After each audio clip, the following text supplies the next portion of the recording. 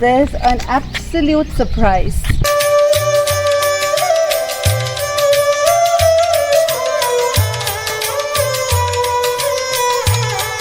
So viewers, the journey that you take with Heritage Waterworks also takes you to some interesting parts of the Nahargarh Fort. This is the Roman aqueduct, and this aqueduct is capable of taking around 18 million gallons of water per year to the Nahargarh Fort.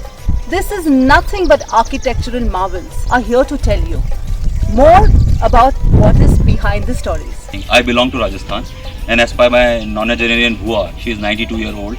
I am the 17th generation of my family living in the desert.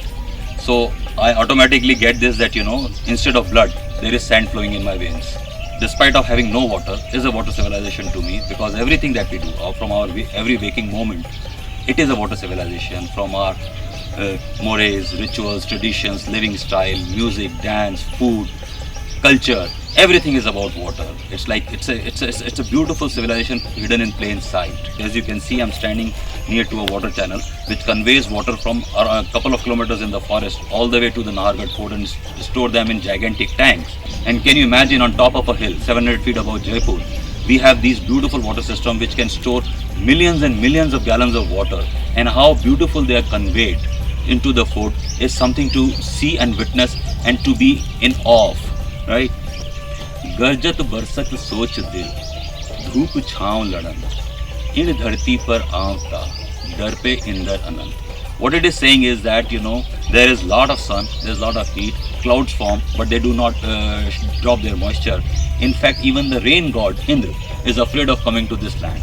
So you can understand how desperate this place is which we are talking about, but how beautiful it has become. I have not come across a single person who has not used adjective beautiful before Rajasthan. It's so interesting to know that water is the very part of the ethos of the women of Rajasthan.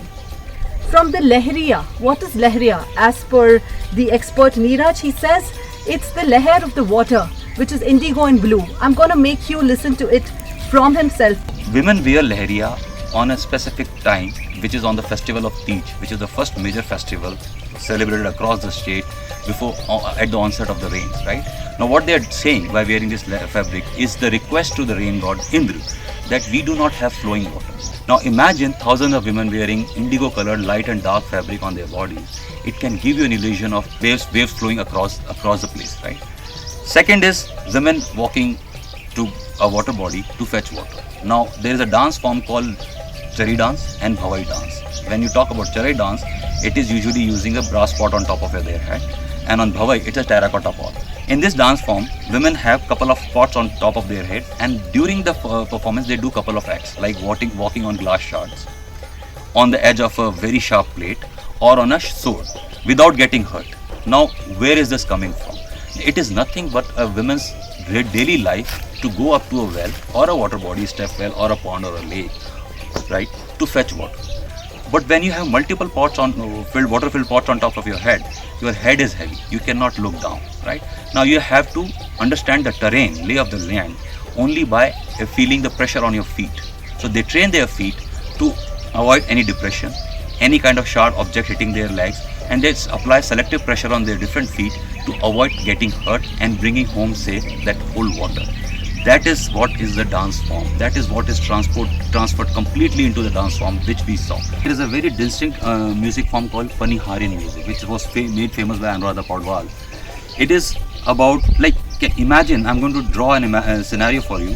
It's evening, the sun is setting, the cows with bells in their neck are coming back home. They're hitting with each other, creating a music.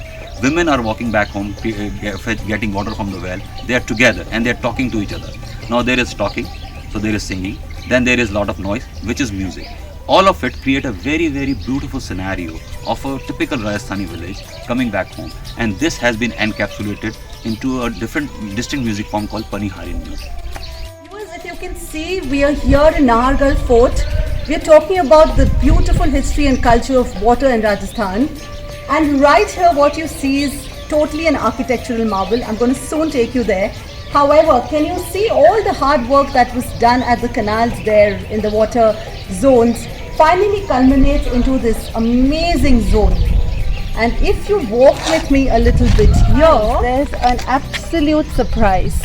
The beautiful stepwells of the Nahargarh Fort, where the entire water comes flowing in, but with a lot of temperament, with a lot of system, and it's just not gushing through. So what it is, nothing but an architectural marvel. And the beautiful stepwells of the Nahargarh Fort, and as the expert Neeraj says, the film Rang De Basanti was interestingly shot here. So a little bit of trivia on this remarkable story.